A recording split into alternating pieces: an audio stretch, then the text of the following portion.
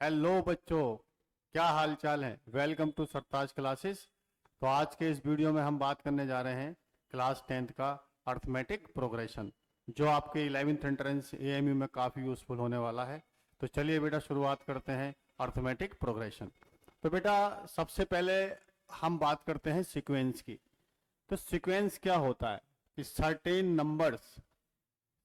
Numbers arrange in a definite order according to a definite rule. किसी भी numbers का एक ऐसा अरेंजमेंट जो किसी एक पर्टिकुलर रूल को फॉलो करता है उसे हम सीक्वेंस कहते हैं। देखिए बेटा, अगर मैं आपसे ये कहूं, अगर आपसे कहा जाए कंपोजिट नंबर, तो आप लिखेंगे 2, 3, 5, 7, आप कहेंगे 11। तो अगर देखा जाए तो ये एक नंबर्स का ऐसा अरेंजमेंट्स है जिसमें हर एक नंबर मेरा कंपोजिट है। तो नंबर्स का एक ऐसा अरेंजमेंट जो किसी एक रूल को फॉलो करता है उसे हम सीक्वेंस कहते हैं। अगर मैं आपसे ये कहूं कि 2, 4, 6, 8, 10 डैश डैश डैश, तो आप कहेंगे सर ये एक नंबर्स का ऐसा अरेंजमेंट है जिसमें हर एक नंबर इवन है।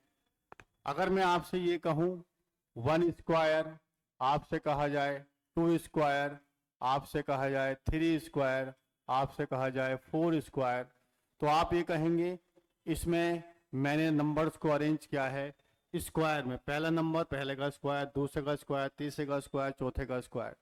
तो बेसिकली सीक्वेंस जो है नंबर्स का वो एक अरेंजमेंट होता है कि अगर मुझे कोई एक सीक्वेंस दे रखा हो तो मैं उसका अगला नंबर बता सकूं। अगर आपसे ये पूछा जाए कि इसके नेक्स्ट नंबर क्या होगा, तो आप फौरन कहेंगे कि सर इसका जो नेक्स्ट नंबर होगा वो 13 होगा, क्योंकि यहाँ पे एक रूल ये है कि जितने भी मेरे पास नंबर्स हैं वो सारे के सारे कैसे हैं, कंपोजिट नंबर्स हैं। अगर आपसे मैं ये कहूं कि बेटा इस सीक्वेंस का अगला टर्म क्या होगा, तो आप कहेंगे सर 2, 4, 6, 8, तो हर एक नंबर इवन नंबर है, तो मतलब आपका अगला नंबर आ जाएगा 12। अगर आपसे मैं ये कहूं 1 स्क्वायर, 2 स्क्वायर, 3 स्क्वायर, 4 स्क्वायर, आपसे पूछा जाए नेक्स्ट नंबर, तो आप कह देंगे 5 का स्क्वायर। तो सीक्वेंस का मतलब होता है कि किसी भी एक नंबर्स का अरेंजमेंट जो किसी एक पर्टिकुलर रूल को फॉलो करता है। मतलब अगर मुझे कोई नंबर्स का एक अरेंजमेंट दे रखा है और अगर मुझसे अगला नंबर पूछा जाए तो मैं उस सीक्वेंस को देखकर अगला नंबर लिख सकता हूं। ये मेरा क्या कहलाता है बेटा, सीक्वेंस कहलाता है। क्या कहलाता है बेटा, सीक्वेंस। तो इस चीज को आप याद रखेंगे। सीक्वेंस का मतलब एक नंबर्स का अरेंजमेंट्स जो किसी एक पर्टिकुलर लॉ को फॉलो करता है उसे हम क्या कहते हैं बेटा, सीक्वेंस कहते हैं। अगर मेरे पास कोई एक सीक्वेंस है तो अगर मुझसे कोई इसका नेक्स्ट टर्म पूछा जाएगा तो मैं इस रूल के हिसाब से नेक्स्ट टर्म लिख सकता हूं। ये मेरा सीक्वेंस कहलाता है। चलिए बेटा, अब हम बात करते हैं बेटा प्रोग्रेशन की। देखिए बेटा, अगर हम प्रोग्रेशंस की बात करें तो प्रोग्रेशन जो है बेसिकली एक खास तरह की सीक्वेंस होती है। एक ऐसी सीक्वेंस होती है जिसके जो हमारे टर्म्स होते हैं वो किसी एक पर्टिकुलर एक डेफिनेट पैटर्न को फॉलो करते हैं, तो वो प्रोग्रेशंस कहते हैं। हर एक प्रोग्रेशन सीक्वेंस होता है, लेकिन मेरा हर सीक्वेंस प्रोग्रेशन नहीं हो सकता। अगर मैं आपके सामने ये कहूं कि मेरे पास 5 है, आपसे कहा जाए 9 है, आपसे कहा जाए 13 है, आपसे कहा जाए 17 है, आपसे कहा जाए 21 है, तो अगर आप इस सीक्वेंस के थोड़ा सा ऑब्जर्व करें तो आप देखते हैं कि सेकंड टर्म जो है वो पहले वाले से 4 ज्यादा है, थर्ड टर्म जो है वो सेकंड से 4 ज्यादा है, फोर्थ टर्म जो है वो थर्ड वाले से 4 ज्यादा है, और फिफ्थ टर्म जो है वो फोर्थ वाले से कितना ज्यादा है, 4 ज्यादा है। तो ये एक ऐसा सीक्वेंस है जिसके नंबर ऑफ टर्म्स जो है एक पर्टिकुलर पैटर्न को फॉलो कर रहे हैं, तो हम ये कहेंगे ये मेरा एक प्रोग्रेशन है। अगर मैं आपके सामने कहता 2, आपसे कहता 4, आपसे कहता 8, आपसे कहता 16, तो ये एक मेरे पास सीक्वेंस है। तो क्या ये एक प्रोग्रेशन है? बिल्कुल है। अगर देखा जाए तो मैं इसमें सेकंड टर्म को अगर मैं फर्स्ट टर्म से डिवाइड करता हूं तो 2 आएगा, थर्ड टर्म को अगर मैं सेकंड टर्म से डिवाइड करता हूं तो 2 आएगा, अगर मैं थर्ड टर्म को फोर्थ टर्म को सेकंड थर्ड टर्म से डिवाइड करता हूं तो 2 आएगा। तो इस सीक्वेंस के एक नंबर्स जो है एक पर्टिकुलर पैटर्न को फॉलो कर रहे हैं कि अगर मैं सेकंड टर्म को फर्स्ट टर्म से डिवाइड करता हूं या थर्ड टर्म को सेकंड टर्म से डिवाइड करता हूं या फोर्थ टर्म को थर्ड टर्म से डिवाइड करता हूं तो उसका आंसर सेम आ रहा है, 2 आ रहा है, मतलब रेशियो सेम आ रहा है। तो इस तरह के प्रोग्रेशन, इस तरह के सीक्वेंस को हम प्रोग्रेशन बोलेंगे। अगर आपके सामने मैं कह देता कि 2, आपसे कहता मैं 2, आपसे मैं कहता 2 2 2, तो क्या ये मेरा एक प्रोग्रेशन होता? बिल्कुल होता। अगर देखा जाए तो 2 - 2 अगर मैं करता, इन दोनों का डिफरेंस अगर मैं कैलकुलेट करना चाहता, अगर मैं इनका डिफरेंस कैलकुलेट करना चाहता तो डिफरेंस सबका क्या आता बच्चों? सेम आ रहा होता।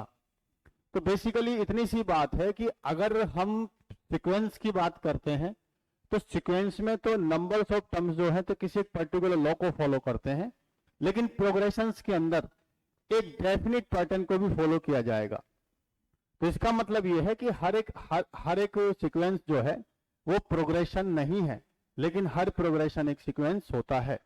और किसी भी एक प्रोग्रेशंस के टर्म्स को मैं उसके लास्ट टर्म से रिप्रेजेंट कर सकता हूं, मतलब nth टर्म लिखा जाता है।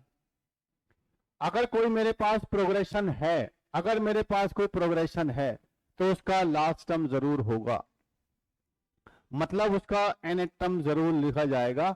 nth टर्म्स में लिख सकता हूं, nth टर्म में लिख सकता हूं, nth टर्म में लिख सकता हूं।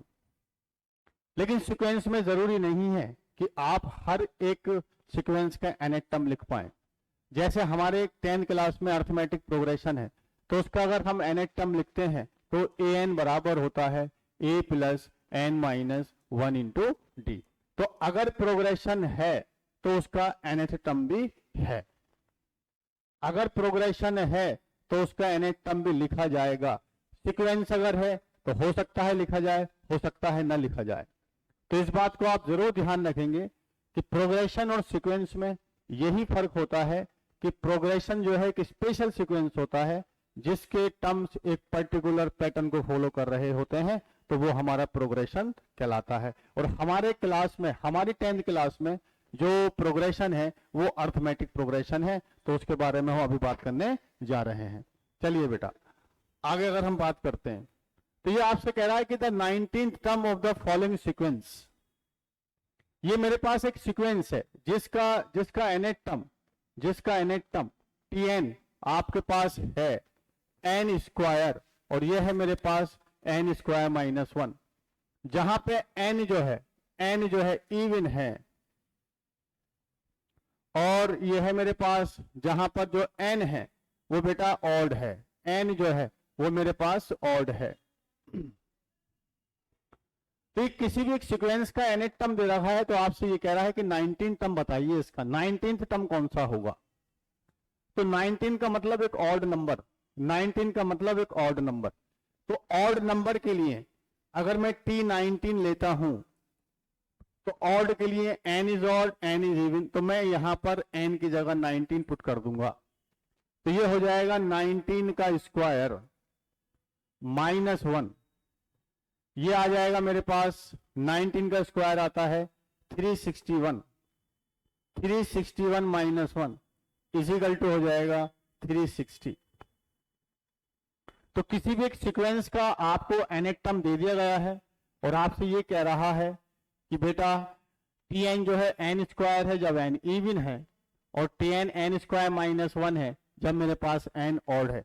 मान लीजिए इसी सवाल में अगर आपसे ये कहा जाता कि हमारा 20वां टर्म बताइए, 20वें टर्म की वैल्यू बताइए, तो आप 20 का मतलब होता इवन, और इवन के लिए मेरे पास डेफिनेशन ये है कि जब n इवन है तो वो n² होगा।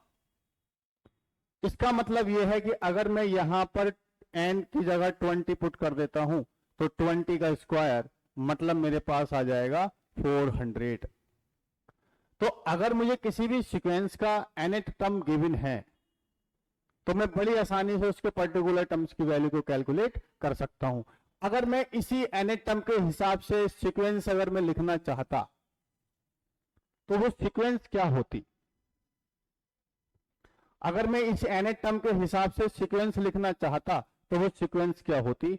सीक्वेंस का अगर मैं लिखना चाहता 1 A1 पहला टर्म, दूसरा टर्म, तीसरा टर्म, चौथा टर्म, डैश डैश डैश।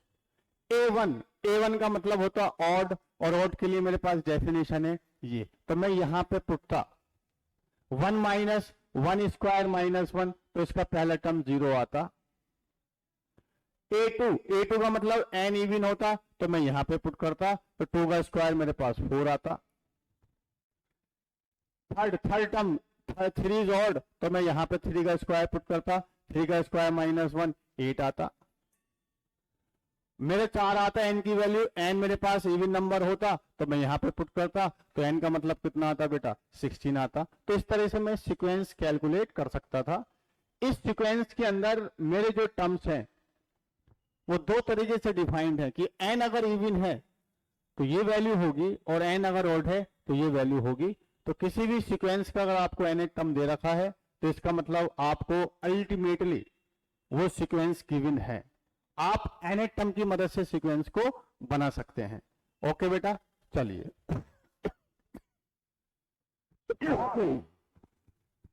तो the 7th term of the sequence whose nth term is given by n minus 1 power n minus 1 into n cube. किसी भी एक सीक्वेंस का nth टर्म जो है -1 पावर n माइनस 1, ये है मेरे पास n क्यूब। तो यहां पर आपसे ये कह रहा है कि बेटा अगर इसका nth टर्म an बराबर -1 power n minus 1 n cube अगर है, तो आपसे पूछ रहा है कि 7 टर्म की वैल्यू। तो जहां जहां n होगा वहां वहां मैं 7 पुट कर दूंगा, तो ये हो जाएगा -1 7 माइनस 1, ये हो जाएगा 7 का क्यूब, ये आएगा -1 पावर 6 इंटू ये हो जाएगा 7 क्यूब, तो ये आ जाएगा 1 इंटू 7 क्यूब, और 7 क्यूब का मतलब होता है 343। क्या मतलब होता है? 343। तो इसके हिसाब से आंसर हो जाएगा सी। तो बड़ी आसान सी कहानी है कि अगर किसी भी सीक्वेंस का या प्रोग्रेशंस का अगर nth टर्म दे रखा हो तो मैं उस पर्टिकुलर सीक्वेंस या प्रोग्रेशंस के टर्म्स को कैलकुलेट कर सकता हूं। Direct put the value of n। अगर इसी सीक्वेंस का मुझसे 10वां टर्म पूछा जाता तो मैं सीधा सीधा बड़े बच्चों n की जगह 10 पुट कर देता। जहां जहां n होता वहां वहां मैं 10 पुट कर देता। माइनस ये होता मेरे पास 10 माइनस 1 इंटू 10 का क्यूब, तो ये आ जाएगा -1 पावर 9, ये आएगा 10 का क्यूब। तो -1 की पावर मतलब ये आ जाएगा माइनस, और ये आ जाएगा मेरे पास 1000। इसका मतलब इसका सीधा सीधा आंसर हो जाता माइनस का 1000। तो मैं समझता हूं कि अगर nth टर्म पता है तो इसका मतलब अल्टीमेटली उस पर्टिकुलर सीक्वेंस की और ये प्रोग्रेशंस का मुझे सब कुछ पता है। ओके बेटा, आगे चलते हैं। देखिए ये कहता है कि which one is not true, कि इनमें से कौन सा सेंटेंस जो है वो सही नहीं है। पहला कह रहा है कि every sequence is a progression. क्या मेरे पास हर एक सीक्वेंस जो है वो प्रोग्रेशन होता है? हर सीक्वेंस जो है वो मेरा प्रोग्रेशन होता है? ये बात सही है या गलत है? देखिए बेटा, हर सीक्वेंस एक प्रोग्रेशन नहीं होता है। हर सीक्वेंस मेरे पास एक प्रोग्रेशन नहीं होगा। जैसे अभी आपको ये बताया गया 2 3 5 7, ये मेरे पास एक कंपोजिट नंबर का सीक्वेंस है, लेकिन प्रोग्रेशन नहीं है। प्रोग्रेशन बेसिकली स्पेशल सीक्वेंस होते हैं। इसका मतलब ये मेरा सेंटेंस गलत है। ये आपसे कह रहा every progression is a sequence. हर एक प्रोग्रेशन, कोई भी प्रोग्रेशन अगर है तो वो सबसे पहले सीक्वेंस होगा। इसका मतलब ये मेरी बात सही है। A, B, C, D are term of the sequence, then A plus B plus C plus A plus B plus C plus D called the series. अब एक नई चीज है मेरे बच्चों, सीरीज। सीरीज क्या होता है? सीरीज कुछ नहीं होता है बेटा। अगर मैं आपसे ये कहूं कि मेरे पास कोई एक सीक्वेंस है, उसके टर्म्स A1, A2, A3 हैं, तो सीरीज का मतलब होता है इनके बीच में प्लस लगा दीजिए आप, ये मेरे पास सीरीज कहलाएगा। ये मेरे पास क्या कहलाएगा? सीरीज कहलाएगा। तो सीक्वेंस को जोड़ना सीरीज। सीक्वेंस के टर्म्स अगर दे रखे हैं, उसके बीच में अगर आप प्लस लगा देंगे तो मेरा बन जाएगा बेटा क्या क्या बन जाएगा? मेरे पास सीरीज बन जाएगा। इसका मतलब ये सेंटेंस भी मेरा सही है। ये कह रहा है कि 2 2 2 2 इज अ सीक्वेंस, बिल्कुल सही है, क्योंकि एक पर्टिकुलर इसका पैटर्न है, मतलब एक पर्टिकुलर लॉ को फॉलो कर रहा है कि हर टर्म कांस्टेंट है। तो मैं देख के अगला टर्म भी इसका बता सकता हूं कि 2 ही आएगा। और मैंने आपको ये बता चुका हूं कि सीक्वेंस का मतलब एक ऐसा नंबर्स का अरेंजमेंट जिसमें अगर सीक्वेंस दे रखी हो तो मैं अगला टर्म डायरेक्ट बता सकता हूं। तो मेरा क्या कहलाता है बेटा? सीक्वेंस कहलाता है। इसका मतलब ये बात भी सही है। तो इसके हिसाब से कौन सा सेंटेंस सही नहीं है? पहला सेंटेंस सही नहीं है। ओके बेटा। अर्थमेटिक प्रोग्रेशन क्या होता है? An arithmetic progression is a list of number in which each term is obtained by adding a fixed number d to the preceding term except the first term. The fixed number d is called common difference. कि arithmetic progressions की जब भी मैं बात करता हूं तो arithmetic progression एक स्पेशल प्रोग्रेशन होता है जिसमें हमेशा टर्म्स का डिफरेंस सेम होता है। अगर बेटा मैं आपसे ये कहूं कि मेरे पास कोई एक टर्म है, पहला टर्म है a, अगर मुझे इसका नेक्स्ट टर्म लिखना है तो मैं इसमें कोई एक कांस्टेंट टर्म ऐड करूंगा। सपोज वो कांस्टेंट टर्म मेरे पास d है, तो इसका अगला टर्म जो निकल कर आएगा a प्लस डी निकल कर आएगा। अगर मैं इसका थर्ड टर्म लिखना चाहता हूं तो सेकंड टर्म में, प्रीसीडिंग टर्म में मैं कांस्टेंट को ऐड करूंगा, तो अगला टर्म आएगा बेटा a प्लस 2d। अगर मैं इसका फोर्थ टर्म लिखना चाहता हूं तो थर्ड टर्म में मैं d ऐड करूंगा, तो मेरे पास a प्लस 3d आएगा। अगर मैं इसका फिफ्थ टर्म लिखना चाहता हूं तो मैं इसके फोर्थ टर्म में d ऐड करूंगा और ये मेरे पास क्या आता चला जाएगा? एक स्पेशल प्रोग्रेशन मिल जाएगा जिसको हम कहेंगे एक अर्थमेटिक प्रोग्रेशन। कि अगर मेरे पास कोई एक पहला टर्म किसी एक प्रोग्रेशन अर्थमेटिक प्रोग्रेशंस का दे रखा है, अगर मैं आपसे कहूं किसी एक अर्थमेटिक प्रोग्रेशंस का पहला नंबर 4 है और उसमें मैं हर प्रीसीडिंग टर्म में अगर 2 ऐड कर रहा हूं, तो इसका मतलब पहला टर्म आपके पास 4 आएगा, अगला मेरे पास 6 आएगा, उससे अगला मेरे पास 8 आएगा, फिर मेरे पास 10 आएगा, और इस तरह से मेरे पास एक प्रोग्रेशन मिल जाएगा जिसे मैं अर्थमेटिक प्रोग्रेशन कहूंगा। तो अर्थमेटिक प्रोग्रेशंस के नंबर्स, अर्थमेटिक प्रोग्रेशंस के जो नंबर्स होते हैं वो हमेशा किसी एक पर्टिकुलर पैटर्न को फॉलो कर रहे हैं। इसका मतलब इसका पैटर्न ये होता है। अगर मैं आपसे इसकी दूसरी डेफिनेशन कहूं तो मैं आपसे ये कह सकता हूं कि अगर मैं सेकंड टर्म में से फर्स्ट टर्म माइनस करता हूं, मतलब a प्लस डी में से अगर मैं a माइनस करता हूं तो मेरे बच्चा वो d आ जाएगा। अगर मैं थर्ड टर्म में से सेकंड टर्म माइनस करता हूं तब भी मेरे पास d आएगा। और अगर मैं फोर्थ टर्म में से थर्ड टर्म माइनस करता हूं तब भी मेरे पास क्या आएगा? d आएगा।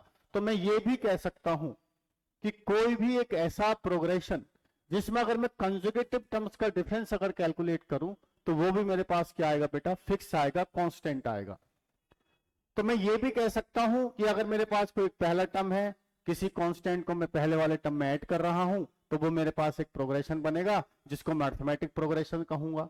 मैं ये भी कह सकता हूं कि अगर मैं अर्थमेटिक प्रोग्रेशन के कंजुगेटिव टर्म्स को अगर मैं डिफरेंस करता हूं तो मेरे बच्चों मेरे पास एक प्रोग्रेशन बनता है जिसका डिफरेंस सेम आता है, और इसको मैं कहता हूं arithmetic progression.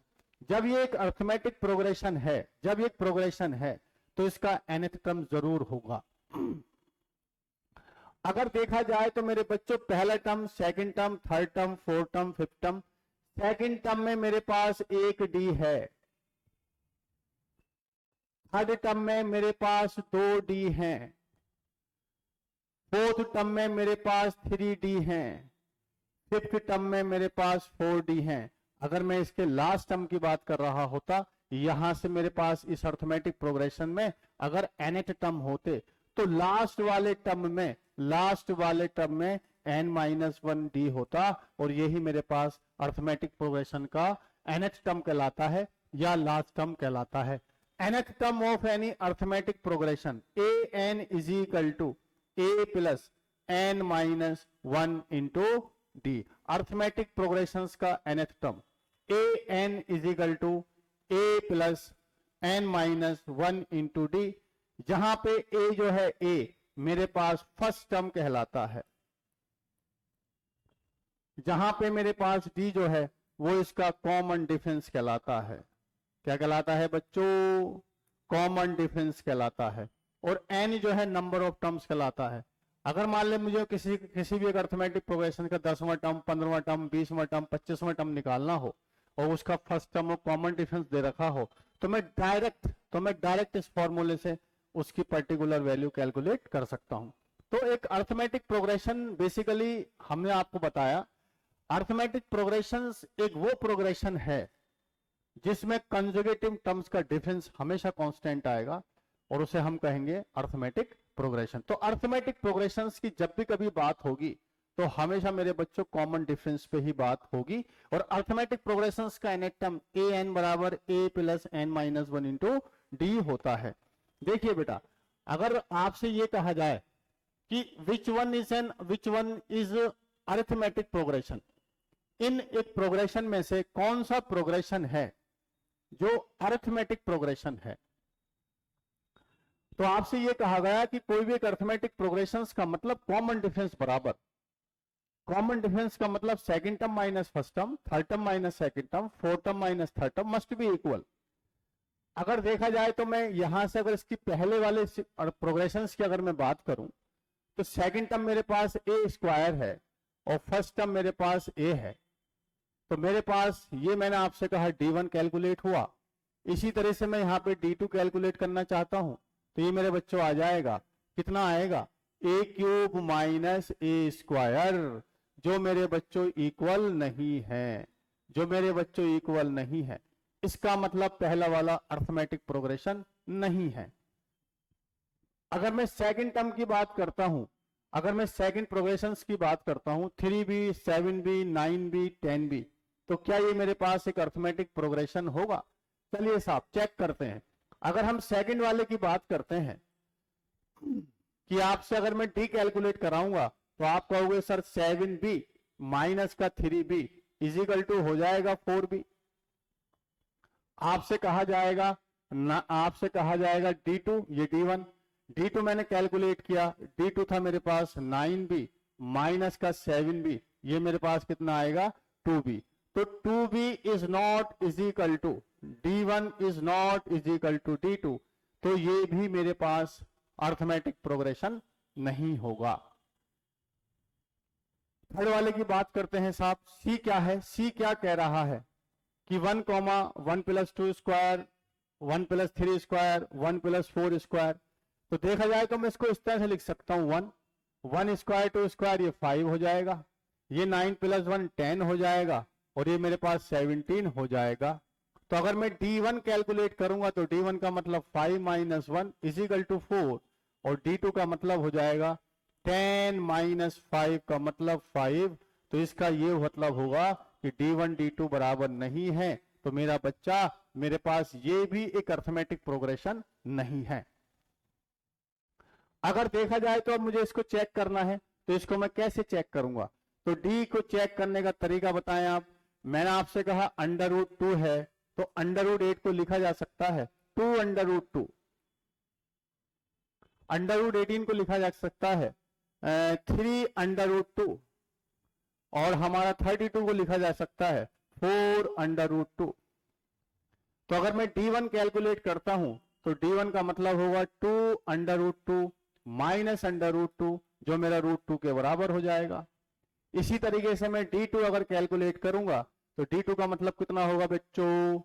3 under root 2 minus 2 under root 2 बराबर रूट 2। इसका मतलब D1 बराबर D2 हो जाएगा, तो मैं कहूंगा ये मेरे पास एक अर्थमेटिक प्रोग्रेशन हो जाएगा। तो मेरे पास डी ऑप्शन सही है। तो इसका मतलब मैं बताना आपको यही चाह रहा हूं कि बेटा हर एक प्रोग्रेशन अर्थमेटिक प्रोग्रेशन नहीं होगा।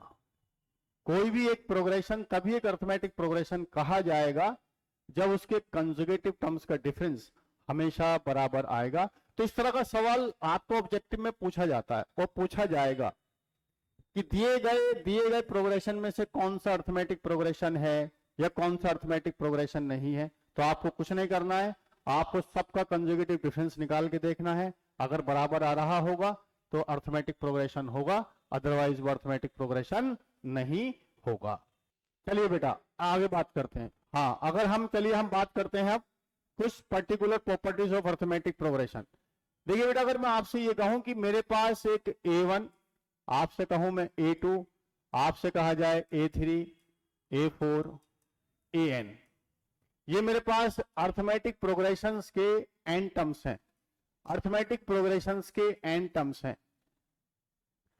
तो किसी भी एक अर्थमेटिक प्रोग्रेशंस के अगर मेरे टर्म्स दे रखे हों, और पहली बात मैं आपसे करने ये जा रहा हूं मेरे बच्चों कि अगर मैं इस अर्थमेटिक प्रोग्रेशंस के हर टर्म में एक कांस्टेंट को अगर मैं ऐड कर दूं, एक कांस्टेंट को अगर मैं ऐड कर दूं, तो ये जो नई एपी बनेगी, जो मेरे पास एक नई एपी बनेगी, क्या इसका कॉमन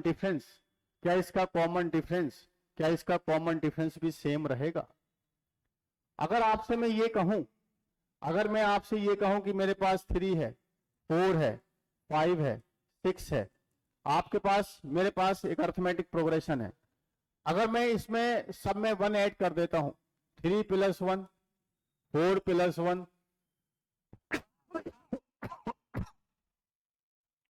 5 + 1, 6 + 1, 4, 5, 6, 7, तो ये भी मेरे पास एक एपी है, ये भी मेरे पास एक एपी है। तो किसी भी एक अर्थमेटिक प्रोग्रेशंस में, किसी भी एक अर्थमेटिक प्रोग्रेशंस के अंदर किसी एक कांस्टेंट को अगर जोड़ा जाएगा तो सबसे पहली बात वो हमेशा एक एपी होगी। अर्थमेटिक प्रोग्रेशंस के टर्म्स में अगर मैं किसी एक कांस्टेंट को ऐड करूंगा तो वो हमेशा एक एपी होगी। अगर मैंने आपसे कहा 3, 4, 5, 6, अगर इसे मैंने सब में एपी 1, 1, 1 में ऐड किया तो 4, 5, 6 आया, और अगर मैंने इसका कॉमन डिफरेंस कैलकुलेट किया तो वो 1 आया। इसका कॉमन डिफरेंस भी 1 था।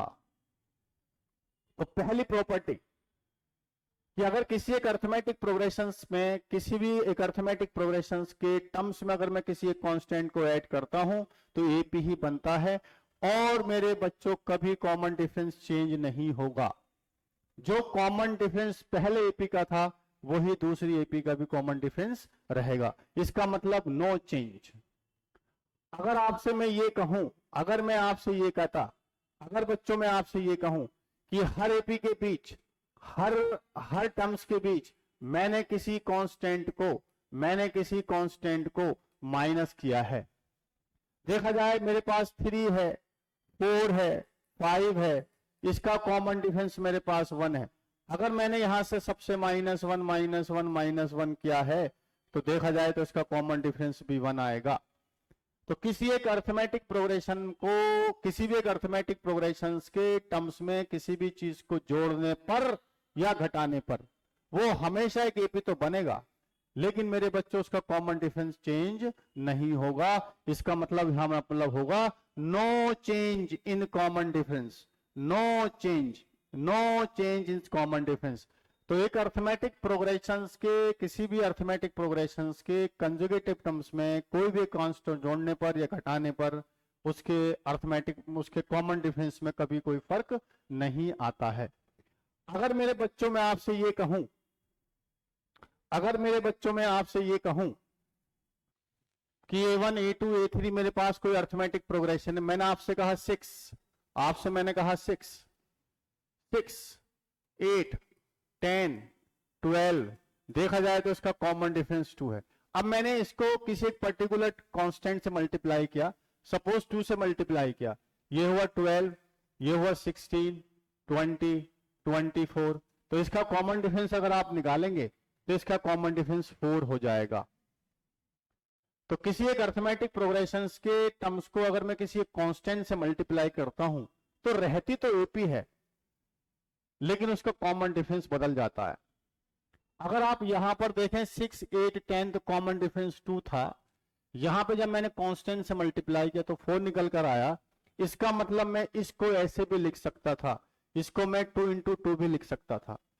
तो कॉमन डिफरेंस पहला 2 था और जो मैं आपको 2 से मल्टीप्लाई कर रहा था, इसका मतलब नया एपी जो बना उसका जो कॉमन डिफरेंस था वो हमारा क्या हो जाएगा, पहले वाले से मल्टीप्लाई हो जाएगा। मतलब अगर मैं किसी A1, A2, A3 इसके टर्म्स को K से मल्टीप्लाई कर रहा हूं, KA1, KA2, KA3, इसका कॉमन डिफरेंस अगर D था तो इसका कॉमन डिफरेंस KD आ जाएगा।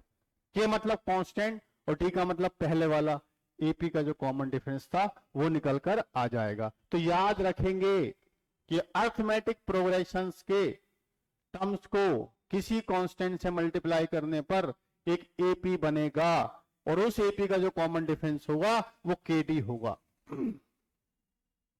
अगर मैं आपसे ये कह दे दूं कि मेरे पास कोई एक एपी है 6, 8, 10, 12, 14 डैश डैश, इसको मैंने लिखा और मैंने आपसे कहा इसका कॉमन डिफरेंस मेरे पास 2 है। इसको मैंने 2 से मल्टीप्लाई डिवाइड किया तो यह आया 3, या आपके पास 4, या आपके पास 5, या आपके पास 6, या 7। तो इसका कॉमन डिफरेंस मेरे पास कितना आया, 1।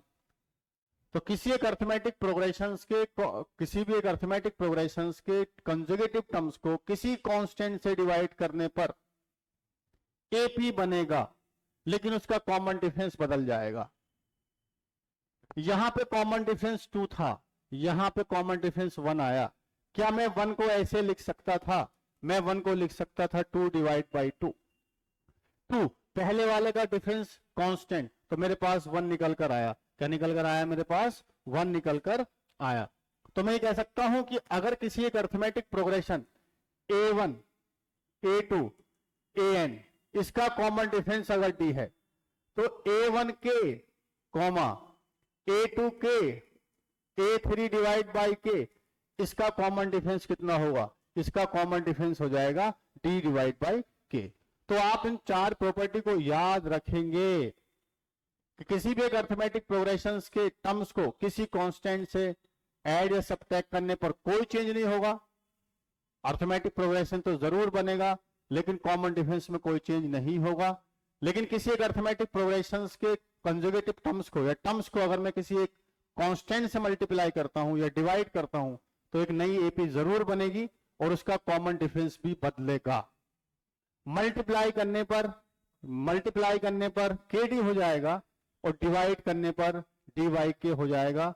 इस बात को आपको जरूर ध्यान रखना है कि अर्थमेटिक प्रोग्रेशंस के टर्म्स में किसी भी एक कांस्टेंट को मल्टीप्लाई करना, डिवाइड करना, सब्ट्रैक्ट करना या ऐड करना से क्या होता है, एपी हमेशा बनता है लेकिन कॉमन डिफरेंस बदलेगा।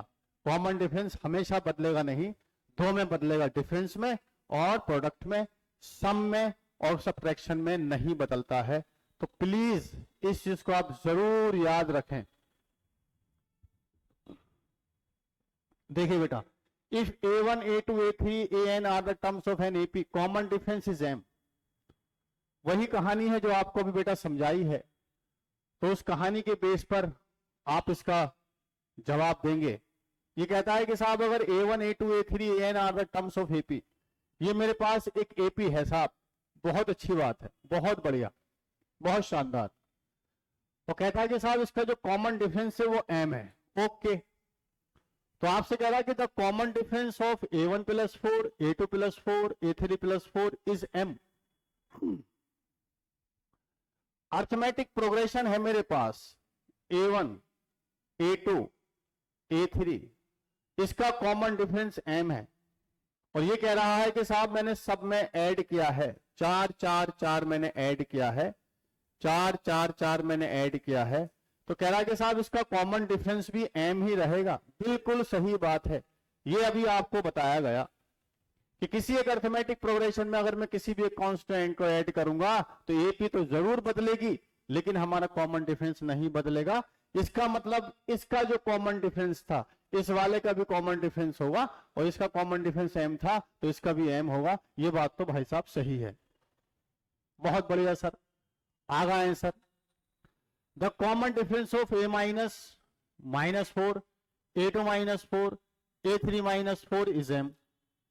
किसी भी अर्थमेटिक प्रोग्रेशन में मैं एक कांस्टेंट को सब्ट्रैक्ट कर रहा हूं, कांस्टेंट को सब्ट्रैक्ट करने पे कॉमन डिफरेंस कभी नहीं बदलता है साहब। तो वो कह रहा है कि साहब 4 घटाया तो जो पहला कॉमन डिफरेंस था वही था। बिल्कुल सही है साहब, ये बात भी बिल्कुल सही है, बिल्कुल सही बात है, कोई चेंज नहीं आएगा कॉमन डिफरेंस में। The common difference of 4a1, 4a2, 4ap, आपसे कह रहा है इसका कॉमन डिफरेंस 4m हो जाएगा। अगर मेरे पास कोई एपी है a1, a2, a3, इसका कॉमन डिफरेंस अगर m है तो ये आपको बताया गया था कि अगर मैं किसी एक कांस्टेंट से मल्टीप्लाई करूंगा तो मेरे बच्चों उसका कॉमन डिफरेंस हमेशा km हो जाएगा, मतलब कांस्टेंट से मल्टीप्लाई हो जाएगा। तो यहां पे जो कांस्टेंट है वो 4 है, इसका मतलब इसका कॉमन डिफरेंस 4m होना चाहिए था। तो ये वाली बात भी बिल्कुल सही है। The common difference of a1/4, a2/4, a3/4, an is m। कि अगर मेरे पास ये AP है a1, a2, a3, इसका कॉमन डिफरेंस अगर m है, अगर मैं इसको डिवाइड कर रहा हूं 4 से, इसको डिवाइड कर रहा हूं 4 से, तो कॉमन डिफरेंस मेरे पास m/4 होना चाहिए था, लेकिन यहां पे कह रहा है m ही रहेगा। ये वाली बात गलत है, ये वाली बात गलत है। तो बराए मेहरबानी इस प्रॉपर्टी को आप जरूर याद रखेंगे कि किसी भी एक अर्थमेटिक प्रोग्रेशन के टर्म्स में किसी एक कांस्टेंट को मल्टीप्लाई करना, एडिशन करना, सब्ट्रैक्ट करना, डिवीजन करना, बनेगा तो हमेशा एपी, लेकिन कहीं कॉमन डिफरेंस बदल जाएगा, और वो बदलने वाली एपी होती हैं जहां पे किसी कांस्टेंट से मल्टीप्लाई कर रहे होते हैं और क्या कर रहे होते हैं बेटा, हम डिवाइड कर रहे होते हैं। चलिए बेटा, if ABCD are an AP whose common difference is 10, common difference, then the common difference of A plus B plus C plus is X, then the value of X square minus 10X plus 1। कह रहा है कि साहब मेरे पास एक arithmetic progression है, बहुत खुशी की बात है sir, A, B, C, D और E, whose difference is 10। इसका जो कॉमन डिफरेंस है बेटा वो 10 है, इसका जो कॉमन डिफरेंस है वो 10 है। और आपसे ये कह रहा है कि साहब a plus 10, b plus 10, c plus 10, आपसे कह रहा है d प्लस 10, और आपसे कह रहा है e प्लस 10।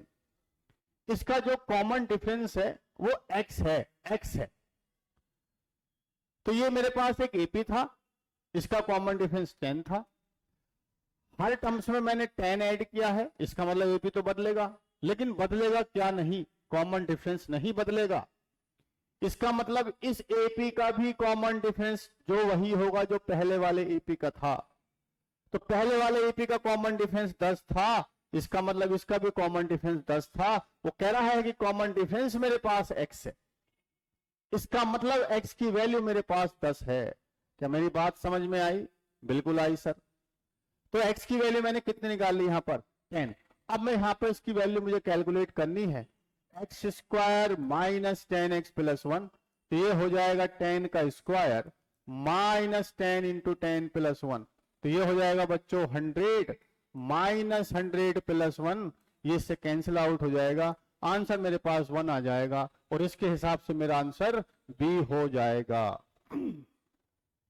तो फिर वही कहानी है, आपको प्रॉपर्टी बेस्ड सवाल है, प्रॉपर्टी याद रखनी है। एपी के टर्म्स में कांस्टेंट को मैंने ऐड किया है, मेरा कॉमन डिफरेंस नहीं बदलेगा, कॉमन डिफरेंस ने x कहा है, इसका मतलब x की वैल्यू 10 आ जाएगी, यहां पे वैल्यू पुट कर देंगे और x square minus 10x plus 1 का आंसर आपको मिल जाएगा। ओके मेरा बच्चा, तो आई होप आप इस लेक्चर को एंजॉय करें।